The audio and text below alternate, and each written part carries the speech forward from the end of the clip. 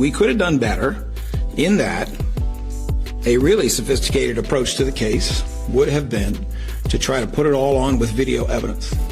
That is not usually an easy thing to do.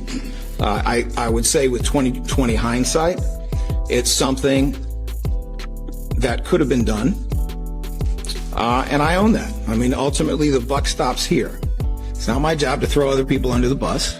If there's a decision that is poor, and I believe that that was an incorrect decision, then we have to own it, and we have to try to do better moving forward. Every single day, new pieces of the Cotta Scott mystery keep surfacing, and honestly, the more we learn, the more it looks like the authorities seriously dropped the ball early on. Now, fresh reports are coming out claiming investigators have obtained video evidence showing that Keon King wasn't acting alone in Cotta's passing. In fact, there might be 2 other people tied to what happened. And here's the jaw dropper. Word going around says Keon might have actually been paid to carry it out. Yeah, this whole thing keeps getting darker and way more twisted. After digging a little deeper, here's what we found so far. Ever since that anonymous tip led police straight to the exact spot where Cotta's body was discovered, investigators have been hunting for the mystery caller, trying to figure out if that person might have been one of Keon's accomplices. Now it's come to light that police are reviewing surveillance footage showing Keon and 2 other individuals on the same day Cotta's remains were moved. Originally, reports mentioned just one person helping Keon carry a heavy bag, believed to contain Cotta's body, away from the crime scene. But now, evidence points to a third person who allegedly joined Keon and that second accomplice as they drove around with Cotta's remains in the car. If what detectives are saying proves true, it paints this entire act as cold, calculated, and completely premeditated. So now the big question is, why? Did Cotta owe Keon money, or did she see something she wasn't supposed to see? Something dangerous enough that they wanted to silence her forever. Chief and Jason, Keon King appeared over video conference for his arraignment, and he was polite, answering yes ma'am when the judge asked him a question. King has been in custody for over a week now in connection to Cotta Scott's disappearance and now murder, and the judge says he'll remain behind bars without bail. Here's what we know for sure. Cotta Scott was last seen on October 4th. That's the day Keon picked her up. From that night on, she vanished, until her body was found buried in a shallow grave behind Ada H. Lewis Middle School. But to really understand what happened, we have to rewind a little. The story actually begins on September 28th, the first time Cotta and Keon started communicating. Keon, who sometimes went by Kel, messaged Cotta for the first time on September 28th, then again on October 2nd, this time using a TextNow number. Quick side note, TextNow is a messaging app that lets people text and call using a temporary number. He told her he'd changed his number and reintroduced himself. Now, keep in mind, all of this comes straight from court documents, and there's a good chance we're not seeing the full set of messages that investigators have. But what's been revealed is chilling enough. On October 4th, Cotta texted Keon, "Kidding me again?" to which he replied, "Better be up too." They then planned to meet that night. Plans we now know were carried out. At 10:09 p.m.,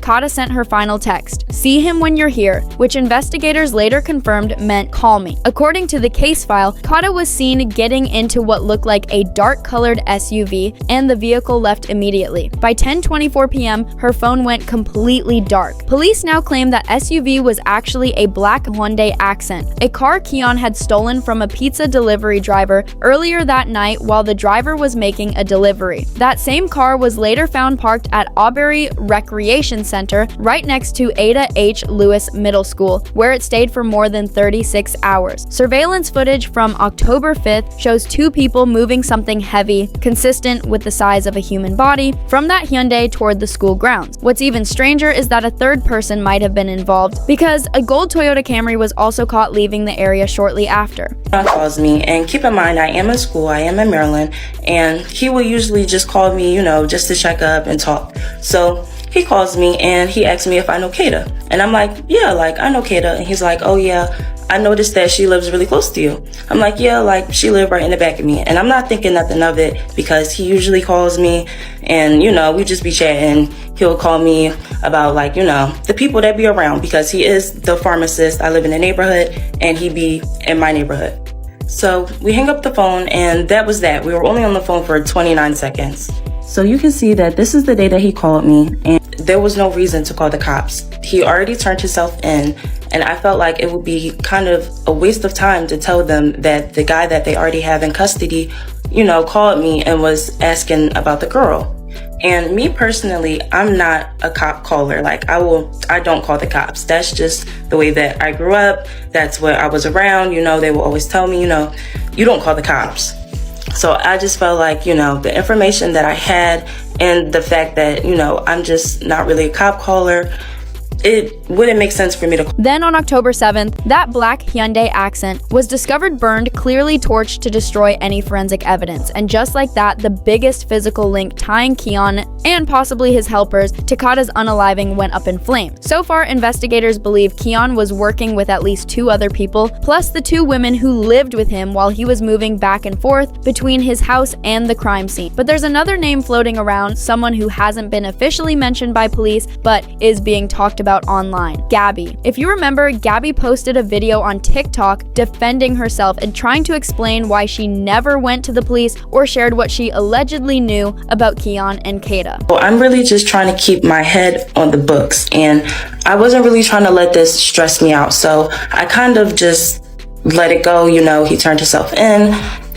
It's not really much to say or do anymore. Now here's where it gets really interesting, because Gabby's so-called innocent TikTok video may have made her look even more suspicious. In the clip, she claims that Keon called her for 29 seconds, and that's when she supposedly told him that Kata lived near her. But internet detectives quickly noticed something off. The screenshot Gabby posted shows the call as outgoing, not incoming, meaning she was the one who called Keon, not the other way around. So what were they really discussing?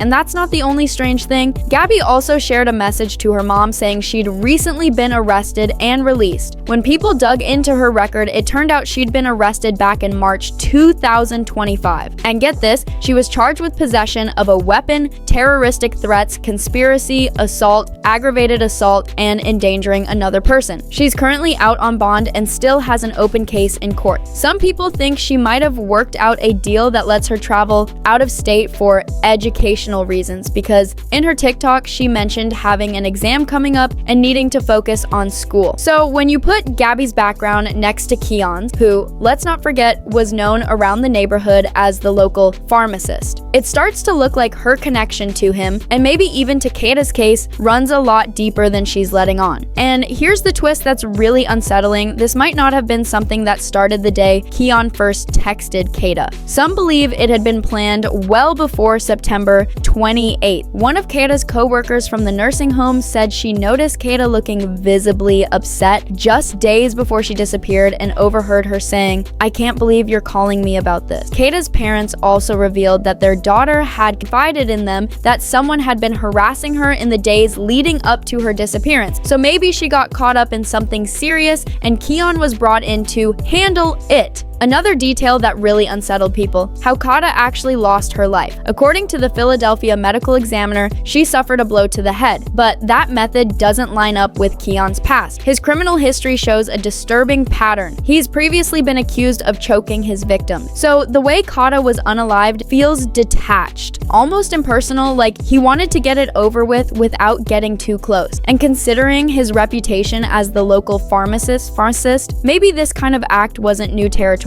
for him, just the first time he got caught. Now, as more and more evidence comes together, people are hoping this will finally be the case that keeps Keon behind bars for good. One person online said, "At first I thought it might have been an accident, but then I realized, who shows up in a stolen car if it's not planned? She definitely knew him. This doesn't feel like something a beginner would do." Another commented, "That girl Gabby needs to be charged too. She's definitely been doing more behind the scenes." So what do you guys think? Was this whole thing premeditated? This case is evolving fast and every day brings new twists. So if you want to stay on top of every update as it drops, make sure you subscribe and turn on your notifications. You won't want to miss what comes next. I'll see you in the next video. Make sure to subscribe to the Kayla Knows News.